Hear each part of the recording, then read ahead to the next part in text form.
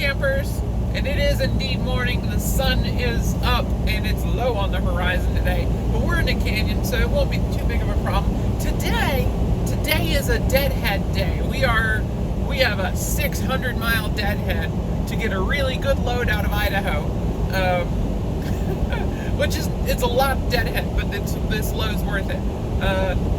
It pays over $2 a loaded mile, so luckily our truck is fuel efficient enough that we can justify that deadhead and still make well over the dollar per mile threshold that keeps my truck profitable, even with the deadhead on top of the loaded miles.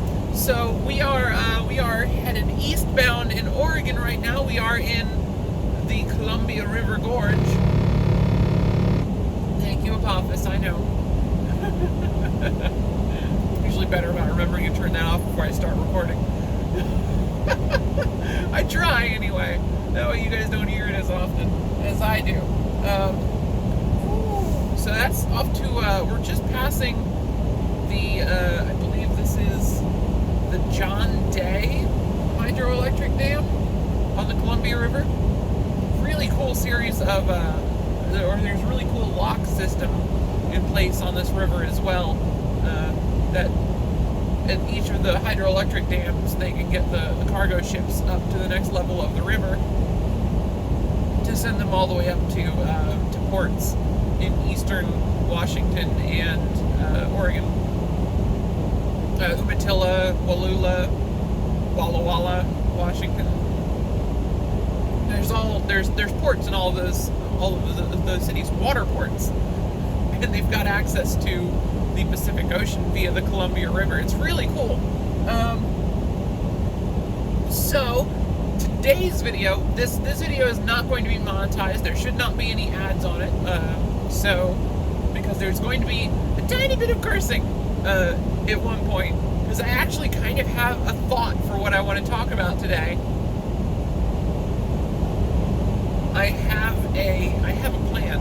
So I was kind of thinking, like, you know me as a truck driver, and a lot of people were not aware that I was trans until I did the video for Trans Day of Visibility a couple weeks ago. So that's a little weird to me.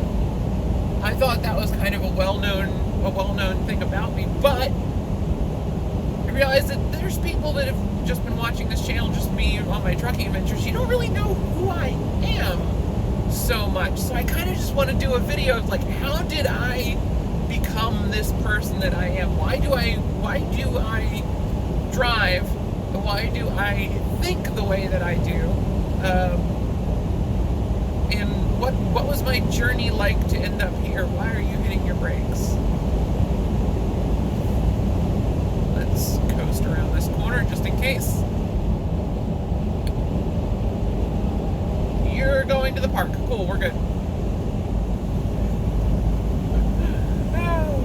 It's a blind corner with an exit ramp at the end of it, and this guy that just passed me was on his brakes as he went around the corner, so I'm like, uh-oh. Thought he might be pulling over, so like, nope, he's going to the John Day State Park. I don't know who John Day is personally. That is not a factoid in my head. I'm sure that's probably someone important to Oregon history. But so I've known I was trans since I was a kid.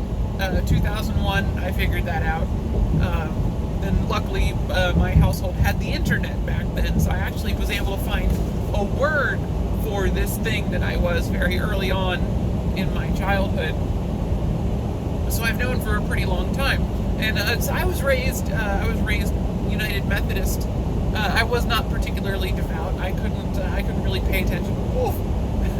I couldn't really pay attention in church services for quite a long time until they eventually taught me how to run the church sound system at the church that I grew up in, and that was kind of a good way to keep me engaged.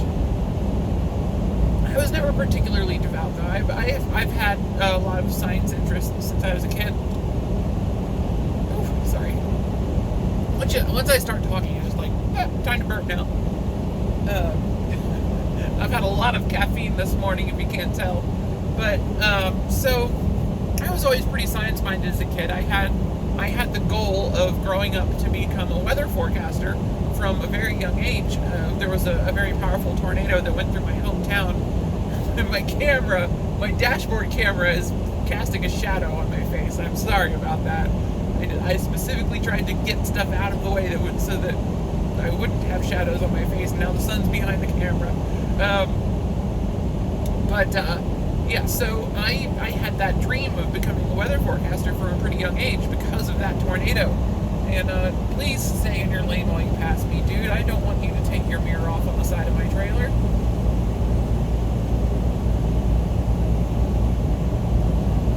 Are we good? We're good. All right. So I had that dream of becoming a weather forecaster. So I was kind of science-minded. I grew up. I watched a lot of Mythbusters and the Discovery Channel, stuff like that, and the Weather Channel, obviously, which I think Discovery owns the Weather Channel now, or they're both owned by Comcast. I don't know exactly how that stacks up, but there's cross-pollination there. When I went off to university to study meteorology, I was, that was my first real opportunity to, down the road? No, it's on the shoulder. There's a blown tire up here. That was my first opportunity to actually, figure out how to start transitioning. Because I knew I wanted to, and I'd known for a while. And so while I was at university, I started looking into this stuff, and at the same time, I also met a lovely group of Mormon missionaries, and I started kind of hanging out with them because I was the kid growing up in my hometown. I did not smoke, I didn't do drugs, I didn't drink. So when I got to college, I was not involved in any of the parties. So I was, sitting alone in a dining hall and ended up talking to the Mormon missionaries that were going around because I was just too darn polite to say no, and ended up hanging out with them a lot. And so I started getting more religious, not less religious, and there was that conflict where it's like, this is not a religion that allows for my existence as a trans person to coincide with being a devout follower of this religion. And the more I read on it, the less it sounded right. So I started looking for other resources.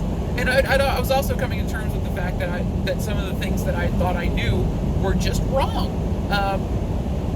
I was completely wrong about global warming growing up because the way I was raised in that society that I was in, everyone around me was very skeptical of the idea of climate change. And then you get to university, you start looking at because you're learning about weather forecasting. There's entire classes about climate, and there's one professor that was like, okay, so this is not global warming, this is this, and then you go to every single other class because that one professor only deals with one very specific kind of weather forecasting, and then you go to every other class and they're like, no, here's the actual data, this is happening, this is real, and all of the science, all of the data backs it up, this is how this and this work.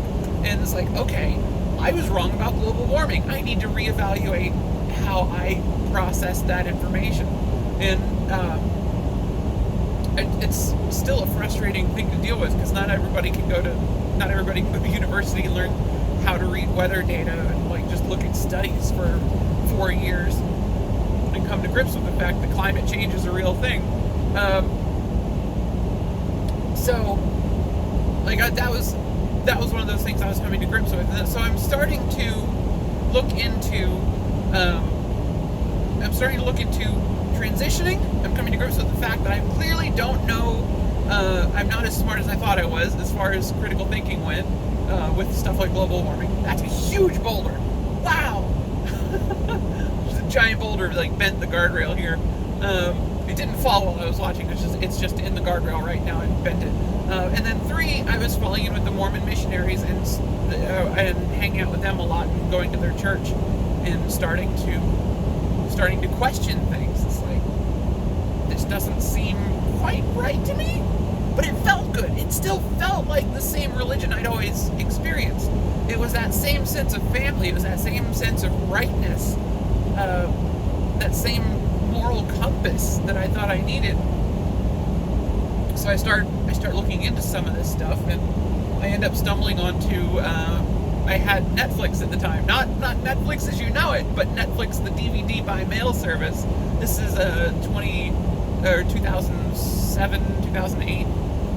I went to university from 2007 to 2011 to give you the time frame that this is all happening on.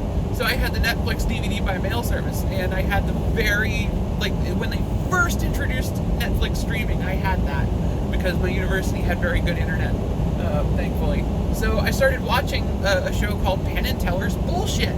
Because I liked Penn and Teller when I was a kid. They had an exhibit at the Science Museum of Virginia that I thought was very cool when I was a child.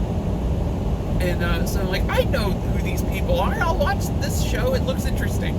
And this Penn and Teller's Bullshit was this show about critical thinking. Because it's all debunking stuff. So it's, they'll take on a subject that's like, this is why this is wrong. This is why this is wrong. Here's both sides of this. This person's an asshole. This person's not. Or both of these people are assholes, but this one happens to be correct. And that sort of thing. And it was just this really great, honest look at these different subjects. For the most part, a couple of them, they've actually turned out to not hold up as well. Like the ones, they did a couple on like climate change and stuff, like the green movement, where it's like they come from a good place, but they end a little bit off kilter. And then it's like in the time since, they're like, okay, this is clearly not helping the cause of science so much as it's just providing fuel to the people who try and say that climate change is not happening. But there were a few other topics that they didn't cover as well as they could have. But that kind of introduced me to critical thinking. They also did a great episode on Mormonism and the Bible. It's like, these are thoughts I'd never had before. It's like, I'd never been particularly devout, but I'd also never called myself an atheist. And I was, at the time, hanging out with Mormons, which is the complete opposite of atheism, is I think as far as you can go. It's like, you go to university, it's like, you're going to lose God, and you're also going to gain God. What? So it's like I was going down these two paths simultaneously. It was very strange to be experiencing. And so I started looking into other stuff. I find podcasts and stuff about critical thinking. And this is all making sense to me. And so I'm also looking at transitioning at the time. And the only stuff I could find to kickstart transitioning was homeopathic transition beds that you could just buy online. And it's like, all right, I'm learning this critical thinking skills. Let's actually do some research into this, discovering that like this homeopathic medicine is entirely bullshit. And I had that roller coaster of those 4 years in college of learning. I was getting right on the precipice of becoming extremely religious and then going in the complete opposite direction and eventually coming out as an atheist about the same time as I came out as transgender. As I finally got to the point, it's like, this is incompatible. I cannot be trans and a devout Mormon or devout Christian. And there is, like, this Mormonism feels exactly like Christianity, but this Mormonism is more provably wrong. Like, there's things about history that we know that Mormonism denies. So it's a lot easier to prove that is wrong than actual, like, mainline Christianity, even though neither of them are particularly fact-based. And so, like, by going into Mormonism and then losing that, I also, it's like, if I don't believe this, why should I believe any of this other stuff that came before it? And that was like full pass through from into Mormonism, out the other side, and into atheism is how I wound up there.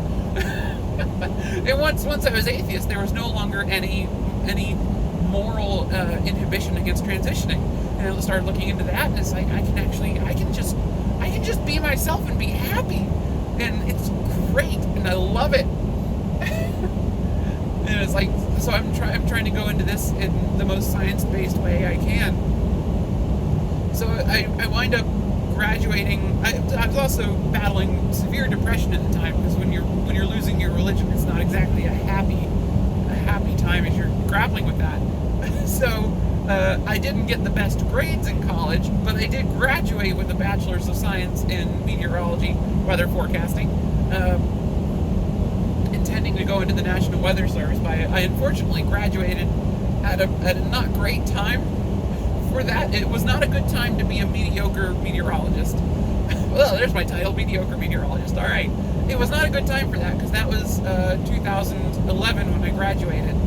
And right about that time, a lot of the older TV weather forecasters were kind of getting drummed out by their stations, because weather forecasting got to a point where there were enough people graduating with meteorology degrees. It was, a very specific time frame after the movie Twister came out that suddenly a lot of people my age were graduating with meteorology degrees. And there's, a lot of TV stations decided that they could fire their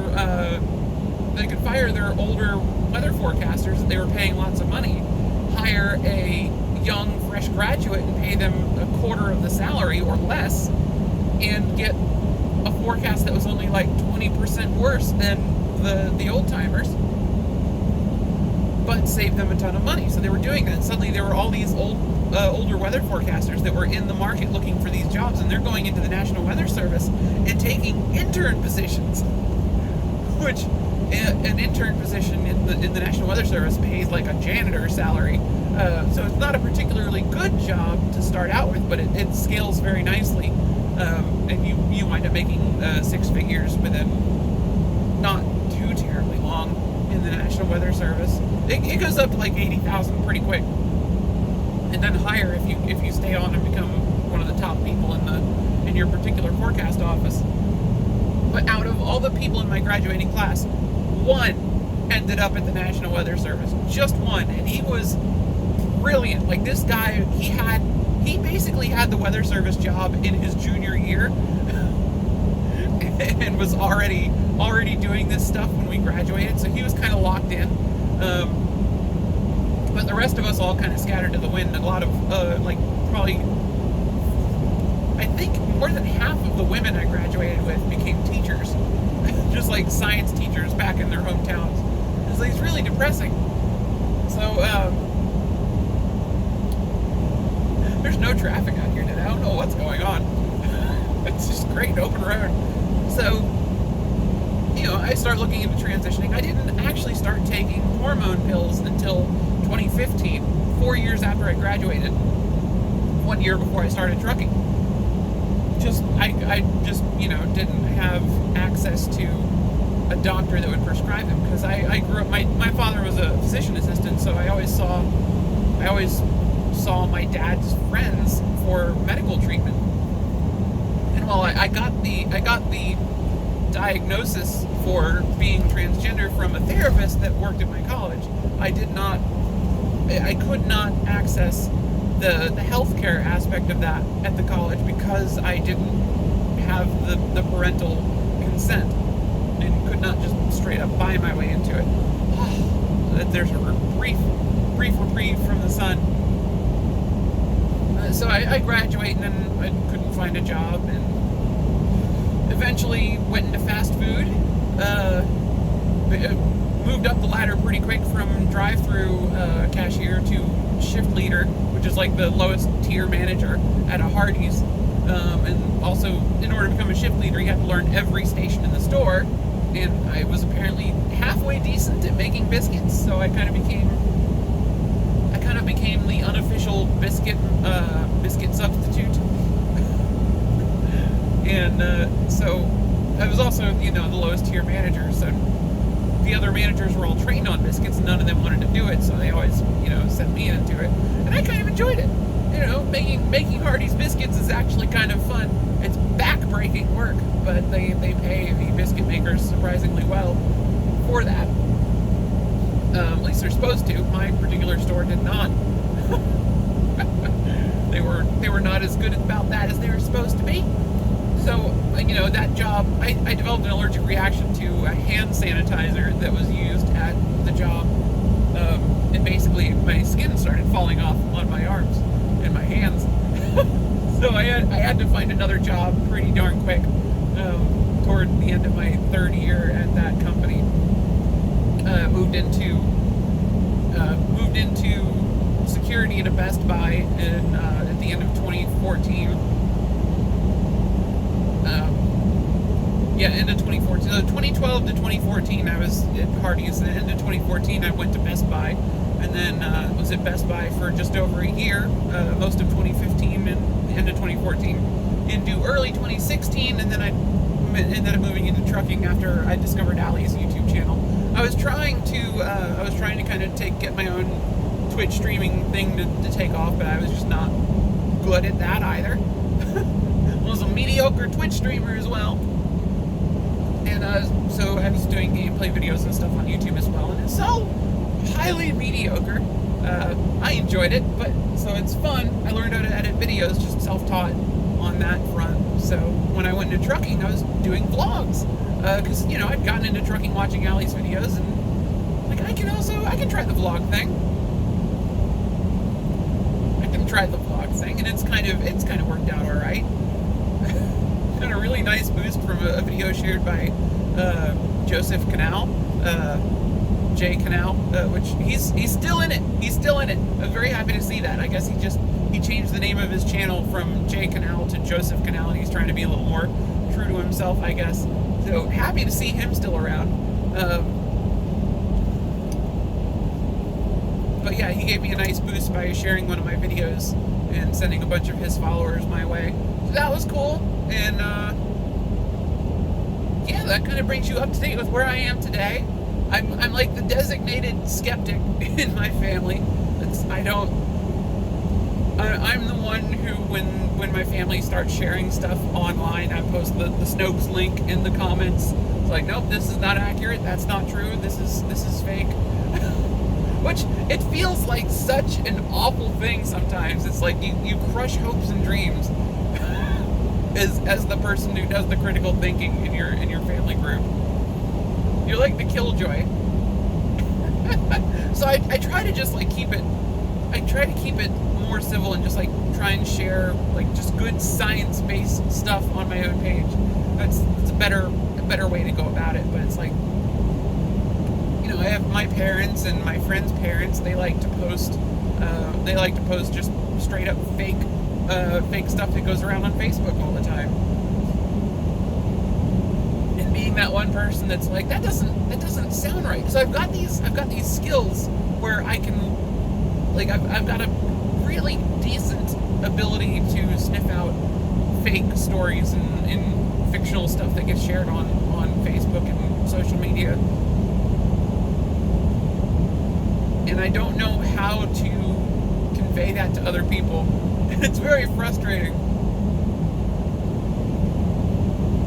There's just, that science education and years of just following skeptical sources, critical thinking podcast, that sort of thing. Skeptic's Guide to the Universe, Skeptoid, obviously Penn and Teller's Bullshit, which has run its course and is kind of done. But and of course, anything that the Mythbusters put out, they're pretty good about keeping everything science-based. Adam Savage and Jamie Heineman, even in the stuff that they've done since, are all great resources for just like that. It's that really good kickstart into critical thinking, and having that toolkit in your head to like sniff out when stories are going off into territory that's not going to be accurate. And some of the stuff is as simple as just like, people claiming vaccines do horrible things to you. It's like, that's just patently untrue. Like there's, 100 years of studies showing that they function and do the things that they're supposed to do, and that's baffling that is a thing. There's the ridiculous, like the flat earth theories, which have somehow come back with a vengeance. I don't understand that one. I have personally launched a camera on a weather balloon and taken photos of the curvature temperature of the Earth. Like, there is no doubt in my mind that we are on a round planet. Like, I have 4 years of meteorology education that relies on the fact that we live on a globe for this entire field of study to function. Like, there are, like, mathematical elements in all of our equations to account for the rotation of the sphere we live on that change depending on which part of the sphere you're on, because it is a sphere. It is an astounding thing that is back. But it also, even stuff that is subtle as, like, you know, here's this heartwarming story about this, like, there was like one about a basketball player who, like, this horrible company wouldn't sign him because he wanted to put a Bible verse on a shoe, and this other company put the Bible verse on the shoe for him. It's like, no, that's like, oh, this kind of plays into a narrative of this, of, you know, these big companies. It was Nike was the company they were going after, and people have been kind of mad at Nike for a while because of their ads with what's his name, Colin Kaepernick, that did the kneeling at the football games. And so people are kind of annoyed at Nike. So it's like, this plays into too many of those, like this story about, it was another basketball player, Steph Curry, I think. And so the story played into, like, this anti-Nike sentiment, and it pandered to the Christian right. And it's like, this is too suspicious, so I, just go to Snopes. It's like, oh, no, that's untrue. It's just not true. It's simply that the company that makes his shoes just outbid Nike is all it was. And it all happened before Steph Curry was famous. It's like, it's just this. So it's, I end up being the one that posts the Snopes article underneath it. It's like, all right, cool, that's just not true. And then, especially in weather forecasting, you have to be really careful about having that sniffer, because a thing that started happening as social media gained prevalence is you have a tornado warning in an area, and then people start posting pictures of the tornado on Facebook and Twitter, and they're pictures from other tornadoes, like historic tornadoes from years and years ago. So you don't, like, it's difficult to sort out what is and isn't real, and you gotta kind of get in the habit of, like, okay, before you share this, run this picture through reverse image search and see if it's been posted before. Make sure it's real, and then you can share it on social media. And so there's that mental toolkit that makes you skeptical, and that's helped me a lot in this job, a lot, because it gave me, there's a lot of truckers have myths that they're like, I get the best fuel economy going 75 mile an hour in my truck. And it's like, no, you don't. You definitely don't. The science does not support that. I've seen, meanwhile, I look into, like, where's the wind tunnel data, which Prime runs their trailers through wind tunnels to get data on how the aerodynamics affect their vehicles. Because a lot of drivers do not like the trailer tails, so I've got my pre-pass and stuff are shadowing on my face. So I've seen the hard data to back up the aerodynamic improvements that Prime added to their trailers and trucks.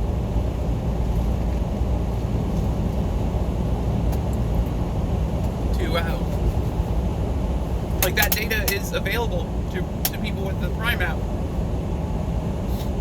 And I have crunched the numbers myself on running different speeds for weeks at a time to see where I'm getting the best fuel economy, to try and even out, because a lot of, anyone out there can pretend that they get their best fuel economy at a really high speed if they're going east from Cheyenne down to Omaha or something, and then coming back the opposite direction, going 58 mile an hour, you're going to get lower fuel economy than you did going, like, if you're going west on that stretch, going 58 mile an hour, you'll get lower fuel economy than going east at 75. So doing it over a longer period of time, it helps to, I turned you off. Sorry. It helps to even out the influences of weather and terrain. Because at least with fuel economy, weather and terrain are the two biggest factors that change that you do not control to help your speed, because the more, like, your fuel economy will drop precipitously with a strong headwind, and it will rise not quite the same amount, but it will rise to a degree with a decent tailwind. And of course, when you're climbing a mountain, you're not going to burn fuel as efficiently as if you are driving over flat land. And especially going eastbound on I-80, there's a couple of hills where it's like going east out of Laramie, Wyoming, for example. You have a really steep climb right out of town, and then a really great gentle descent all the way from the top of Sherman Hill between Laramie and Cheyenne all the way into Nebraska. It is incredible because that is the steep climb into the shallow descent. You get excellent fuel economy on that run, because climbing a mountain that's very steep is more fuel efficient than climbing one that's very that's not so steep. If you want to make that elevation change in as short a distance as possible to burn the least amount of fuel. And then if on the backside you have a nice shallow descent, you're getting back that energy that you put into the climb by not having to use your brakes. So that energy is going into keeping you going forward at a better speed. In that momentum, if you have to apply your engine brakes or your service brakes, you are just bleeding off that momentum that you gained from the altitude. Every ounce of fuel that you burn climbing a mountain, you're putting that into potential energy of your elevation. Basically, you're storing that energy in gravity. It's how hydroelectric dams work. Is you've got water at one level, and you're letting that water flow to a lower level, and you're taking some of that energy from it as it goes down. It's the same principle with the truck, except you've got propulsion, so you can put yourself at this higher level, and then you get some of that energy back as you coast down the mountain. So the shallower the coast is, the less likely you are to have to use your brake. So as you're descending the mountain, you're saving fuel because you went up a steeper mountain and you're going down the backside. If you go down the steep side, you're on your engine brake the whole time, and you're just wasting that energy, that potential energy that you built up by doing the climb, because you are trying to dissipate that energy with your engine brakes rather than taking all that energy into speed and crashing at the bottom of the hill. So it's like once you have that critical thinking where you're looking at the science of the situations, it really helps a lot in this industry. And it's affected my bottom line. I'm profitable in situations that other people just aren't, because I operate at certain speeds. It's like, that doesn't make sense. There's drivers that could not, on the loads I haul, turn a profit because their trucks are so much more expensive to operate because they drive faster. But those drivers can also haul stuff that I can't because they drive faster. There's certain products that need to move 75 miles in an hour over every hour for a day or so that I can't haul that because I'm not fast enough for that. So those drivers have options to turn a profit, but at prime, like in a Jim Palmer truck pulling a prime trailer, there's no cargo that I need to move that fast for. Like, any of the cargo that needs to move faster is designed for teams, and I can't haul that either. It's like I'm just working on my own bottom line, and that's pretty great. So that, I've gone way off subject now, but I hope that kind of gives you a peek into the mind of me, the mind of Ellie. This is the person that I am. And yeah, I think that's going to do it for this video. It's 34 minutes long. Good grief. Thank you guys so much for watching. My name's Ellie O'Dare. I don't know how long this is going to take to upload, but it's going to be a long one. Thank you for watching. Have a great day. Oh, social media, at Ellie O'Dare on Twitter and Twitch. And no, Azarangel17 on Twitch, Ellie O'Dare everywhere else. Twitter, Facebook, Xbox Live, Steam. Don't find me on Facebook. Facebook's a terrible place. Twitter's not great anymore either, but it's better. Twitter's a lot more open. And remember, don't act like a robot. Thank you guys so much for watching. Have a great day. 35 minutes. Good grief.